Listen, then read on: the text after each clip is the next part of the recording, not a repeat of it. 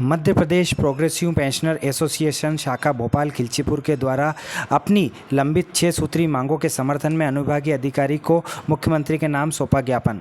Progressive pensioner संघ के banner तले अपनी लंबित मांगों को लेकर अनुविभागीय अधिकारी खिलचीपुर को ज्ञापन सौंपा गया, जिसमें प्रमुख रूप से महंगाई राहत डीआर, केंद्र सरकार के कर्मचारियों के समान पेंशनरों को 50% महंगाई राहत प्रदान करना एवं धारा 49 की समाप्ति, मध्य प्रदेश और छत्तीसगढ़ राज्य के बीच पेंशनर विभाजन से जुड़ी धारा 49(6) को पूरी तरह से समाप्त करना एवं एरियर्स का भुगतान 6वें और 7वें वेतनमान के महंगाई राहत के एरियर्स बकाया राशि का भुगतान सहित अन्य महत्वपूर्ण मांगों को लेकर ज्ञापन सौंपा गया। इस अवसर पर प्रोग्रेसिव पेंशनर संघ खिलचीपुर शाखा के अध्यक्ष श्री कृष्ण मुरारी गुर्गेला, इम्तियाज अली सेफी, श्री अशोक कुमार शर्मा, शहजाद खान, श्री रमेश चंद सोनी, हामिद अली, श्री अशोक कुमार गुप्ता, श्री सैनी, श्री श्याम गुप्ता सहित अन्य समस्त पेंशनर उपस्थित रहे। जनहित न्यूज़ एमपी से अभिषेक शर्मा की रिपोर्ट।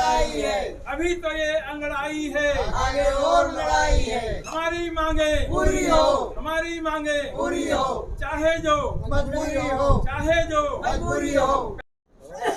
इस वक्त हम खिलचीपुर के एसडीएम कार्यालय में उपस्थित हैं और हमारे साथ में पीछे जो लोग खड़े हैं ये प्रोग्रेसिव पेंशनर संघ के पदाधिकारी हैं और ये अपनी लंबित मांगों को लेके आज अनुविभागीय अधिकारी कार्यालय खिलचीपुर में उपस्थित हुए हैं और इन्होंने अनुविभागीय अधिकारी से मुलाकात कर अपनी ज्ञापन सौंपा है और उसमें क्या कुछ मांग की है हम उनसे जानते हैं।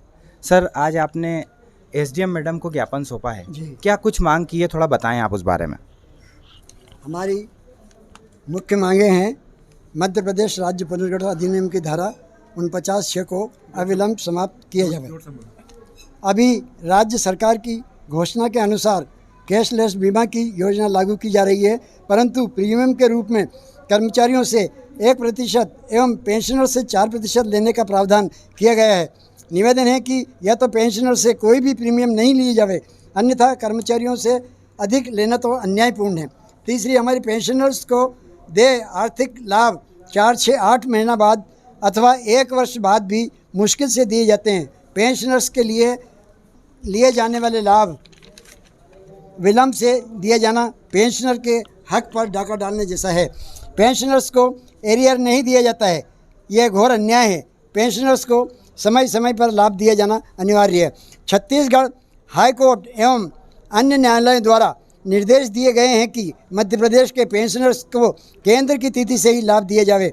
इसके लिए उच्च न्यायालय द्वारा मध्य प्रदेश एवं छत्तीसगढ़ के मुख्य सचिवों को निर्देश दिए हैं कि कोरोना काल का एरियर 6वें वेतनमान का 32 माह का एरियर एवं 7वें वेतनमान का 27 माह का एरियर का भुगतान किया जावे। इस प्रकार अविलंब कार्रवाई की जाना अपेक्षित है। ये लाभ 6% ब्याज की दर से दिया जाना उचित होगा। पूर्व में दिए गए माननीय न्यायालयीन निर्णयों को मान्य किया जावे तथा 80 वर्ष की पूर्ण आयु होने पर 20% लाभ दिया जाता है, इसे 79 वर्ष पूर्ण होने पर दिया जावे।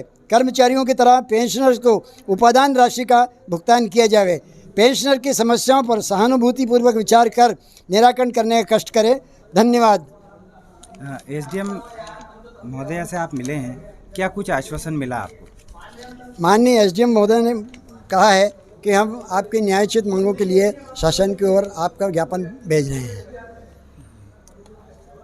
देखिए, आज मध्य प्रदेश प्रोग्रेसिव एसोसिएशन भोपाल के प्रांतीय अध्यक्ष माननीय ओम प्रकाश जी बुधोलिया साहब के आह्वान पर और हमारे जिले इकाई के अध्यक्ष महोदय श्रीमान दिनेश चंद्र जी नागर साहब के निर्देश पर आज श्रीमान कृष्ण मुरारी गुर्गेला जी तहसील शाखा के अध्यक्ष महोदय और उनके समस्त पदाधिकारियों के साथ आज हमारी विलंबित मांगों को लेकर के और एसडीएम महोदय को शासन के नाम पर ज्ञापन दिया गया है।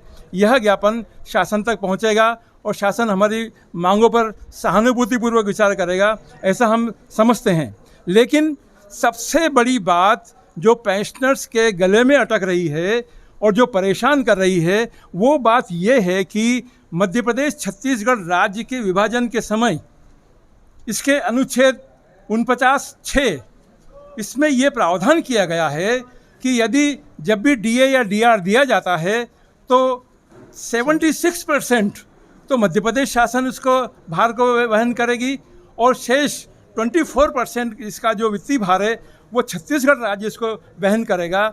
दोनों राज्यों के चीफ सेक्रेटरी की सहमति के पश्चात, दोनों राज्यों के वित्त प्रिंसिपल सेक्रेटरी की मंजूरी के बाद हमें ये डीआर दिया जाता है और इसमें काफ़ी विलम्ब हो जाता है। कई बार तो 18 महीने, 20 महीने, 26 महीने, 27 महीने तक ये विलंबित हो जाता है और आखिर स्थिति ये बन जाती है कि शासन पर इतना भार बढ़ जाता है कि वो हमें ये भुगतान करने में अपने आप को थोड़ा सा मजबूर महसूस करती है। मुख्य लड़ाई हमारी यही है, लेकिन ये धारा 49(6) का विलोपन इतना आसान नहीं है।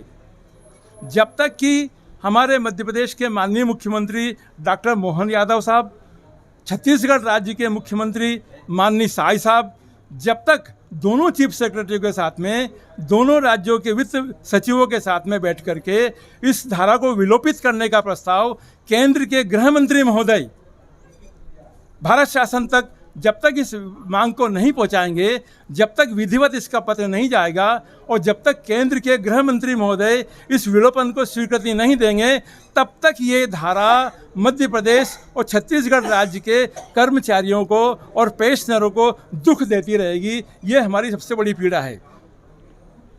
तो ये तमाम पेंशनर प्रोग्रेसिव संघ के पदाधिकारी थे।